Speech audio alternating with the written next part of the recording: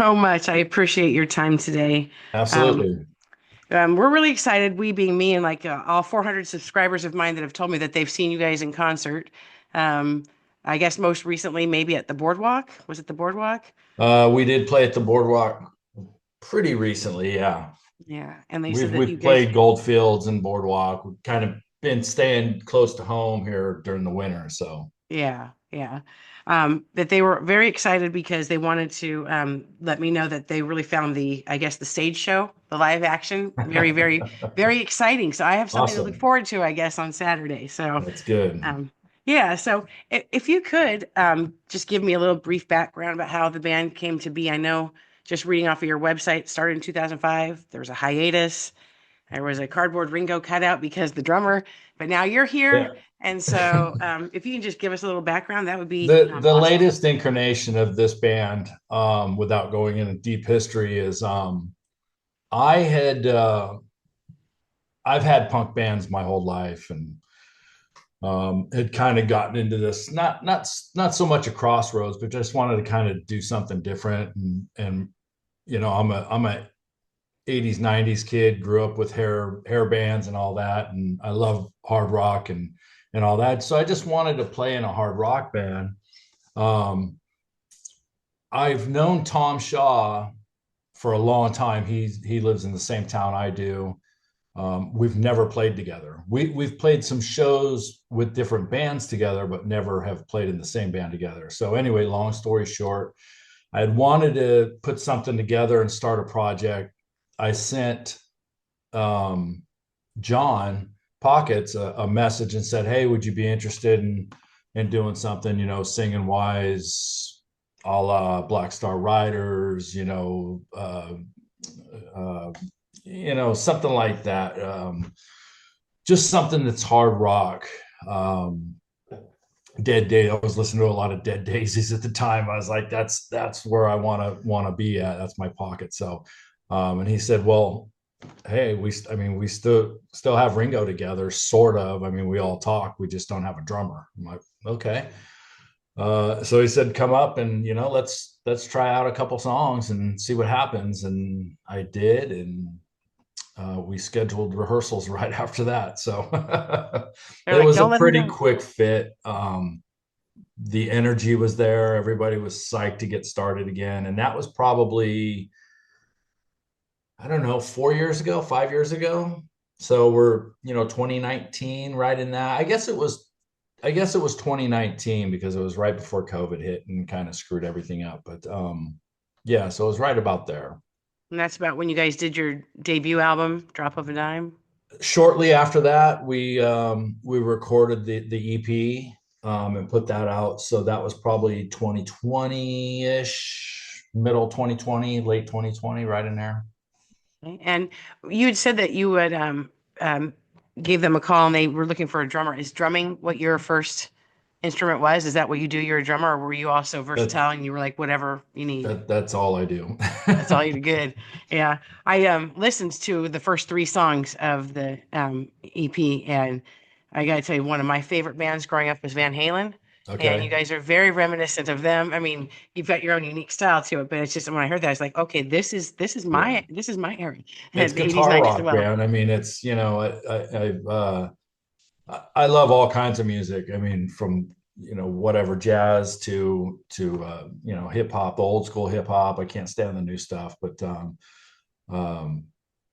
hard rock, heavy metal, whatever. And it always comes back to rock and roll.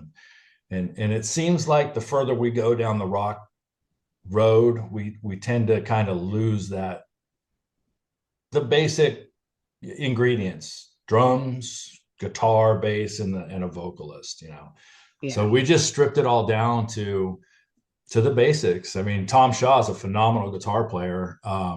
Just blows me away every time we rehearse. I see something different. I'm like, geez Louise, this guy. Yeah. No, that makes it it's exciting for us to watch too. I'm like, so Yeah, like I said, the live performance is gonna be something to I'm looking forward to. So awesome. yeah. So what were your inspirations growing up? Like what did you listen to? I mean, you said 80s, 90s music, but who was your biggest influence to get you into music? I grew up with a lot of Motown and stuff like that from my parents. My brothers were well, my middle brother was a hard rock dude. Kiss, even into progressive, the ELO and all that stuff. April Wine. Um, Oh, uh, Early on, I think in high school, I was kind of introduced by one of my best friends at the time was a huge Y&T fan oh yeah. and kind of gave me Black Tiger and Mean Streak. And I was like, wow. And that's all Leonard Hayes. But we went and saw Y&T used to do annually, they used to do a Halloween show at Concord Pavilion. And I want to say that's around 88, 89. I went down there and Jimmy DeGrasso was playing drums. They had just released Contagious. And that for me was, I had, my normal influences that every rock drummer has, Bonham and Keith Moon and all that stuff. But when I heard Jimmy DeGrasso, I was like, this guy is just next level. It was modern. He was a modern rock drummer that was me, coming up playing drums. And all my friends were into, Rush and stuff like that. So I was getting all the prog rock stuff, but I just wanted a dude that was bash. And when I Yeah. heard Jimmy DeGrasso, I was like, that's my dude right there. Yeah. That's awesome. Yeah, I just saw Y&T back in April. I think they were at the Rockland Quarry. Yeah, And the yeah. show was phenomenal. It was just, How I Dave mean, Meniketti keeps doing it, I have no idea. I was just gonna And say his voice, it does not waver one bit. not a bit. My girlfriend and I went several years ago. He has his own wine label, Mhm. and they did an acoustic set in downtown Sacramento. Oh It was a wow. wine opening thing. It was all about wine, but Y&T did an acoustic set, and I got to meet Dave and all that, and his wife Jill, and they're Mhm. just phenomenal people. They were super cool, down to earth. And we got a couple bottles of wine out of it. Yeah, But it was just so awesome to see one of my favorite bands of all time.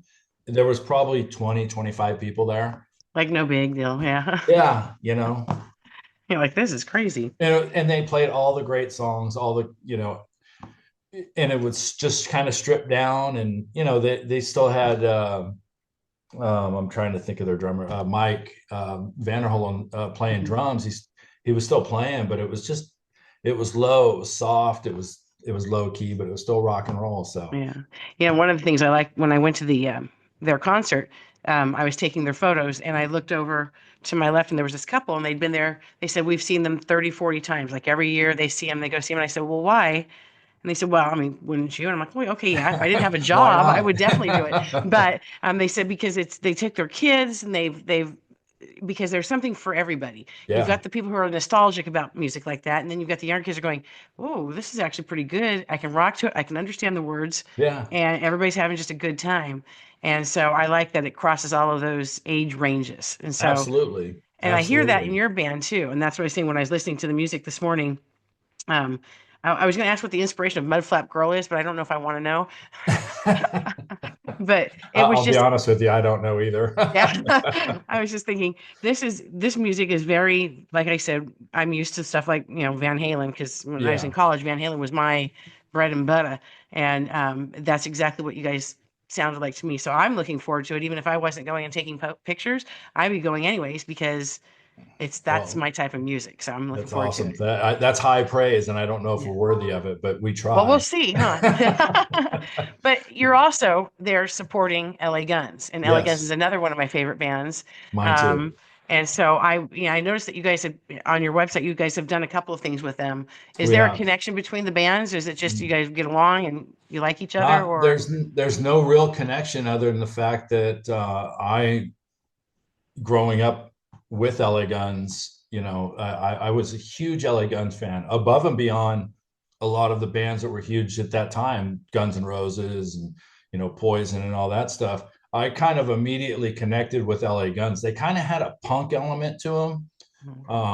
It was a little harder edge. It wasn't, and I know, they put out Cocked and Loaded, and that was a little more, whatever. But they just had this dark, Hollywood Vampires was kind of just encapsulated LA Guns at that time. It was like, we're dark, we're Sunset Strip, you don't see us, we're all vampires, we only come out at night, whatever, and we play this killer rock and roll.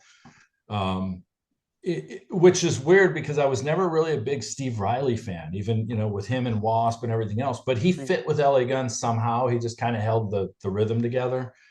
Um, it it just so happened that the first time we were going to play with LA Guns was right around my birthday. So I was like, okay, this is a dream come true. They're playing at the Whiskey. And I hit the talent buyer up at the Whiskey, and he was like, you're on. Awesome. Well, that got canceled due to COVID. A couple years later, well, maybe a year later or whatever, things were loosening up, and LA Guns was scheduled for New Year's Eve.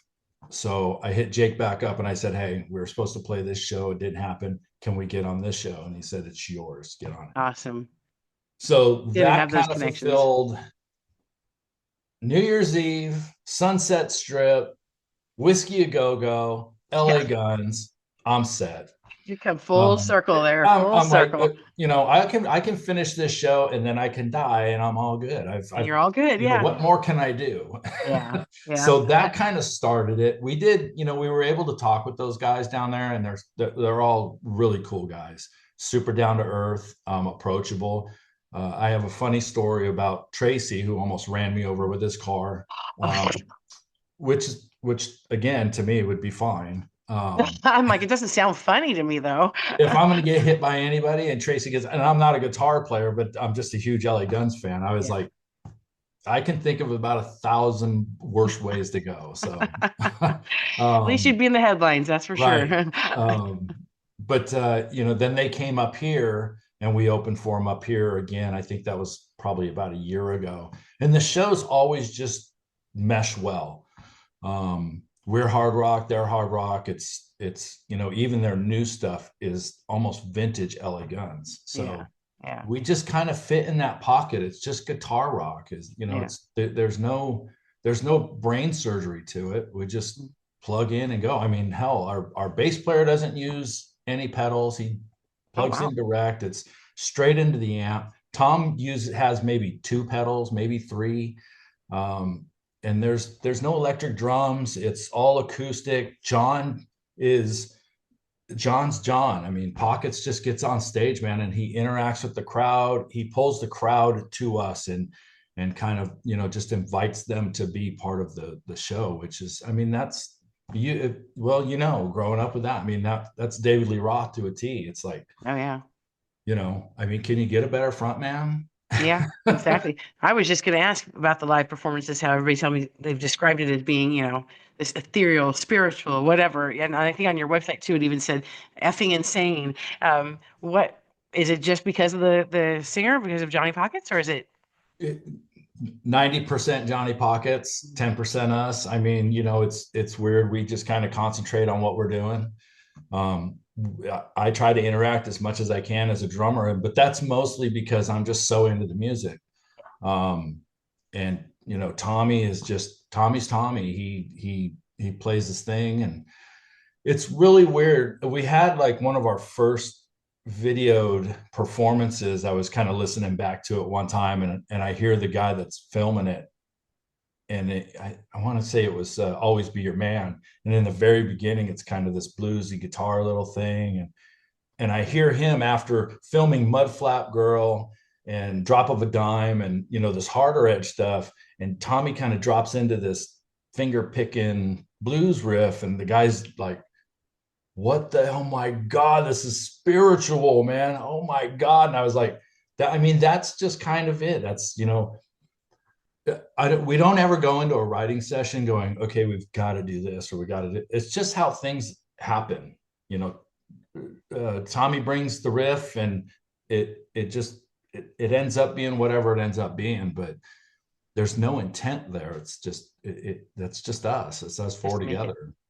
And so is that how the songwriting happens? Is you guys just collaborate, sit down and figure it out? It's usually Tommy. I mean, Tommy's, you know, off time from the band as far as rehearsals and live performances always consist of, he's constantly sending me stuff, new song. I'll get emails from Tommy all the time, new song. And he records it and then he brings it to rehearsal, and that's how it starts. Like, okay, let's form this, make Yeah, it whatever it is. that's awesome. So there's lots of new songs maybe coming out. Is there going to be some touring or anything next year? Yes, yes, and yes. We actually have already recorded another album that's we're trying to finish up the artwork right now.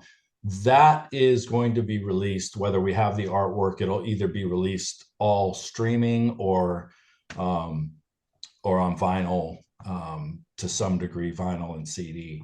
Um, but that will be released right after the first of the year, one way or That's the other. good. But I'm it's all done. It's set. Matter of fact, um, the first single, "Truth," is already out. You can go to Spotify or ooh, any of our media pages, and "Truth" is out there. That's from the new recordings. okay. I'm gonna check that out. So I'm glad to hear that you guys might do a vinyl because I collect vinyls and Yeah. not many people do that anymore. So they're like, you can stream. I'm like, that's not as fun. It's not, and it's funny. It's like we pressed, I don't know, 1,000 CDs of our EP, and I still got a bunch of them sitting. And people, we give them away, and people buy them and stuff. But it's like, if you just got to get the stuff out there to stream, and it sucks for artists anymore because you don't make anything off of streaming, which that's not what it's all about. But Yeah. we'd like to recoup our money somehow. It's not a Yeah, cheap hobby exactly. to have. No, Um, exactly. but the the vinyls, like, I love vinyl. I collect vinyl. And it's, I can remember as a kid, my girlfriend and I were just talking about this. I'm like, Kiss Destroyer scared the hell out of me as a Mm. kid. I loved the music. My brother would play it all the time. But when I would look at that vinyl record, I would just be like, these guys are scary. There's buildings burning in the background. What the hell's going on here? ELO was the same thing. It was a double album. You open up, it's this large flying saucer, and you could just find things in there. It was just something to look at, and your imagination ran wild and everything else. So we're trying to kind of just not so much recapture that, but at the very least recapture the fact that you have something tangible that you can pull out of a sleeve and put it on your record player. And I'm hoping, I did read several years ago that vinyl sales had surpassed streaming and CD sales at one point. So Yeah, because I think it's we all kind can of afford more evened now. out. Yeah, no kidding. When I was a kid, I couldn't afford it. Now I can. I So know. I got to recoup all the ones I couldn't get Oh, back oh, then. hey, we used to just go down to the record store just to look. Yeah, same. I loved it when Tower Records put the headphones in so you could go Yeah. down there and listen to stuff. And I was like, I just sit there all day and they'd be like, you need to buy something. I'm like, no, I don't. Yeah. I can't afford it. Right.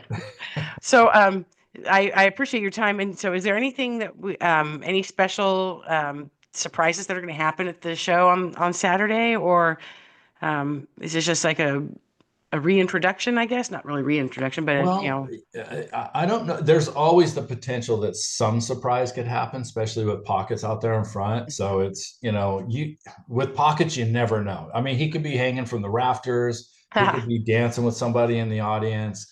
I never know with that guy, and it just remains to be seen. We don't have we don't have the budget for the light show and all that stuff, but always playing at Goldfields is awesome anyway. So they always treat us right when we play there. Oh, good. Um, Yeah, it's a good venue. It's a good but venue. we are switching up. We rehearsed last week, and we are switching up the song list. So Oh, that'll be exciting. it will I'm be bringing my it'll be, son it'll be with a little me. bit different. Oh, is that Yeah. right? Yeah, he's Awesome. 15 and I'm making him go with me because he needs to experience and appreciate something that's not Nicki Minaj. So, Yeah. Well, it's like I said, I grew up with a little bit of everything. That mm, today's music to me is there's not a lot there, as far as feel and everything. When I growing up, my parents were into Motown and Bee Gees yeah, and stuff like that. So, you kind of that stuff. I mean, listen to a Marvin Gaye song and tell me there's no feel in there. Listen right. to what I mean, just name, even the disco stuff that was, crap, whatever. Mm. There's, the Commodores, for crying out loud. I mean, I listen to a Commodores album now and it's like you cry through the whole album. It's just that, everything's a breakup, or, meeting a new girl, or whatever it is, or I love this lady and she's the Mhm. apple of my eye, and all that stuff. Is everything has a meaning in it, and it's from the heart. Nowadays, it's like I'm just stringing some words together and they all rhyme. Yeah. That's kind of I gets back to what I was saying, how we're losing rock and roll. It seems like it's coming back though at a local level, where Mhm. everything's not, yelling into a microphone or making noises and stuff like that. It's coming back to, I'm starting to see a lot more just guitar rock. Yeah. And that's good. I welcome that. That resurgence would be awesome. Yeah, and it's okay to like everything. Yeah, yeah. I interviewed a band, lead singer of a deathcore band a couple of months ago, and he lives in Mexico. And I said, "Well, what do you do in your downtime?" He goes, "Well, my wife and I put in our earbuds and listen to music. We go sit on the beach." And I said, "Oh, what's in those earbuds? What do you listen to?" And he goes, "Honestly, Bee Gees." And I Yeah, had to laugh because I'm like, this guy's all, "I'm gonna rip your head off," and yeah. he's like screaming all this stuff. And he's like, "Yeah, we listen to the Bee Gees. We like a little flamenco dancing." And I'm like, "Oh my goodness." Just got to So it reel is it back a okay. little bit. Yeah. You can't be, I love Pantera. But it's Pantera is one of those bands where you just listen to it, and when you're done listening, you're like, I need to cool out for a minute. Yeah, I need a drink. Yeah. Yeah, I need to just chill for a second. Yeah, exactly. Well, I appreciate your time. And again, it's November 30th, this Saturday. Cardboard Ringo, which I think I know how you got your name. I should have asked that. But I guess it's because there was a revolving door for the drummer. Yes, Um, there was yeah, always this kind of the standing joke before I got there that we should just put a cardboard cutout. Now, our bass player played drums for Cardboard Ringo before he played bass. got it. So that was kind of the whole thing is, well, now they need a bass player. Steve started playing bass, and they were like, well, we'll just use a drum machine and put a cardboard cutout of Ringo Starr back there, and whatever. They were just holding the seat warm for you. That's all. They were I just waiting for you guess, to show up. the stars just kind of aligned right, and it happened. I when I look back at it now, it's always just kind of funny to me that I hit John up trying to start a band, and he was like, "No, I already have one. You just come in." Okay. Great minds think alike. So Saves me a lot of work. there you go. Well, again, so it's this Saturday, November 30th, Cardboard Ringo opening, supporting LA Guns. And I appreciate your time today, and I look forward to seeing you on Saturday. Likewise, thank you All right. so much for the time and for the support. We appreciate it. Anytime. Thank you. Take care. Thank you. All Bye. right.